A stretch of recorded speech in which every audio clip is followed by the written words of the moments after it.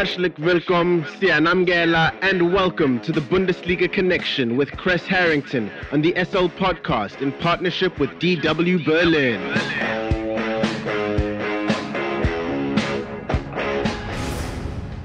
It's time for the latest from Germany's domestic football league, the Bundesliga, and more. For that, we are joined by Chris Harrington from our partner station Deutsche Welle in Berlin, Germany. Chris, looking at Bayern's easy victory over Frankfurt to kick off the season, it looks like Sadio Mane will have no trouble winning his first Bundesliga title. Yeah, Sadio Mane said one of his goals was to add to the level of silverware he's already accumulated. And by the looks of the result against Frankfurt, that will become quite easy for him. No better team to pick other than Bayern Munich. Farmers League comments stormed and swamped social media, and they were fitting. I expected a lot more out of Frankfurt considering they have the UEFA Super Cup with Real Madrid ahead of them. But one thing for sure, Bayern historically have dominated match day ones, and this one was no different. I did appreciate, back to Sadio Mane, I love the fact that he jumped with the Bayern fan base and started singing along with all of the ultras. That's one way to win over the fans with the Mia San Mia mentality, that's for sure. So Sadio Mane, it's going to be interesting to see how long this romance lasts, because right now I think it started off on a great note. But as far as the action on the pitch, Joshua Kimmich is the Iron Man at Bayern Munich. His free kick through the fog was what to come. The result 6-1.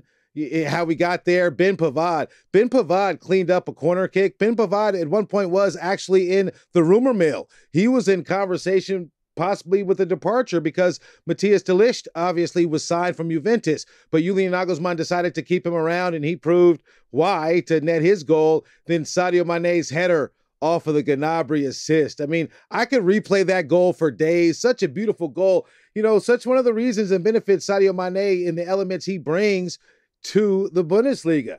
We typically don't see these kind of acrobatic goals and so forth, the airplay, and he missed out on an assist and also another goal, but you could really see in his play that he wanted to put the league on notice and wanted to electrify the fans, and he did that. Then the youngster, Jamal Musiala, netted a brace, Gnabry scored. We learned a couple of things from this matchup. Number one, Lewandowski is not needed for Bayern Munich to be dominant in the Bundesliga. Jamal Musiala proves to be a special talent, and Sadio Mane has been a perfect fit. Offense by committee. It was a wonderful result if you are a Bayern fan. The one Bayern goal came from Manuel Neuer being way outside the box. That's not his territory. He was easily stripped by Randall Muani. So that was expected, but that was the only thing to show the return for Mario Götze in the Bundesliga. He was celebrated ahead of the match, but that was about it. It's bad because I do want the season to be more competitive. All of the criticism that the Bundesliga has gotten is because Bayern is very dominant, and it looks like they'll continue being that way when you look at the Super Cup and you look at the way they kicked off their season against the Frankfurt Eagles. Dortmund defeated Bayer Leverkusen thanks to their captain Marco Reus. However, the club is still in search of a striker, and Cristiano Ronaldo has entered the conversation. Do you think they need him? Well, they would have needed him, but that conversation is dead because Anthony Modeste has joined Dortmund, and I think that's an excellent move. But as far as the action, I'll get back to that in a moment. As far as the action on the pitch, it's a huge win for Dortmund, a great win for Edin Terzic, who's finally gotten the reins. He was kind of shafted, didn't get the opportunity, behind their past coach. Finally, now he does. And we see how hungry Dortmund was on the pitch. As far as that goal, Moukoko found Adeyemi. That looked like a brilliant connection. It looked like that goal was converted, but Marco Reus was there to make sure it was. And Dortmund defensively looked great. Dahoud had a key stop to prevent Leverkusen to have a clear shot on goal. That's really good to see from a Dortmund side, a side that typically falls apart after they get an early lead. And we didn't see that, from this side. This side, saw solid defensive performances from both goalkeepers. Dortmund's Köber looked good. Leverkusen's Hradecky got a red card because he tried to be sneaky with a handball. And Marco Reus did not capitalize on the free kick with the fill-in goalkeeper. But the result, the 3 points, that's all that matters. And the Anthony Modeste addition, I think, is huge. When you look at Dortmund's lineup, you see one thing, a lot of young stars.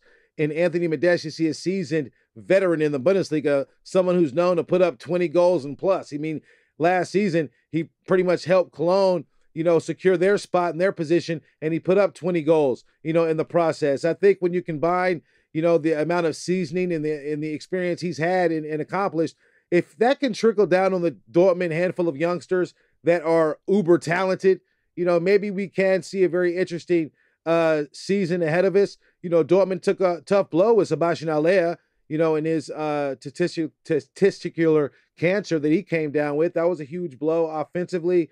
I think Anthony Modeste, you couldn't pick a better fit, to fill that void, because he is a seasoned striker and can finish in a number of ways. He's a presence on the pitch. So Cristiano Ronaldo, good luck finding a team you can play Champions League ball with, but Dortmund doesn't look like that'll be the place.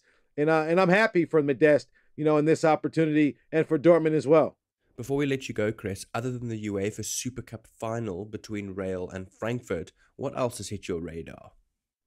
Yeah, Timo Werner making a return to the Bundesliga. RB Leipzig reportedly did the deal over Sunday. They need that because they dropped points. And of course, as far as the Bundesliga, Frankfurt's big match with Real Madrid is going to be the big match to look forward to. Real Madrid have yet to kick off their season. Frankfurt have been beat up. Let's see if they can shock the world and upset Real Madrid. My instinct says no, but time will tell. Thank you very much for the Bundesliga update, Mr. Chris Harrington from our partner station Deutsche Welle in Berlin, Germany. Have a fantastic day further. Danke und auf Wiedersehen. The Bundesliga Connection is a team effort driven by the following incredible individuals. The show is hosted by Aidan Hewitt and Chris Harrington. It is produced by Chris Harrington. It is edited by Aidan Hewitt and Uli Presch, and graphics are provided by David Scullard.